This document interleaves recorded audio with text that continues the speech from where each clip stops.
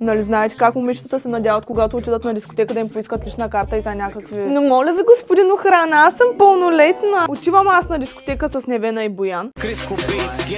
И не само, че не ми поискаха лична карта, ами знаете ли какво друго направиха? Влизаме ние тримцата. С моята банда тая вече сме на запой. И се настаняваме там в един ъгъл. И в този момент идва една моя, За жената мой ще говоря мой. която също работи в мейза, сервитьор. Идва нашата и ми се смее. Стоя, гледам я, съответно ми стана интересно. Викам, какво толкова се смееш, нещо станало ли? И тя ми вика, не, нищо. Продължава да се смее. И аз естествено, като учителките, питам. Айде кажи сега на всички, кое е толкова смешно? И знаете ли какво ми казва? Ами, идва приятелят ми и ми вика, абе какви са тия проверяващ.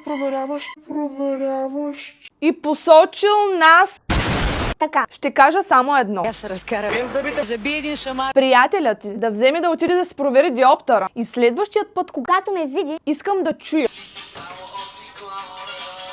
Но по нищо не личи. Чао и до скоро. Ако знае баща ти твоите секси игри. Аре, поне за студентка не може ли да ме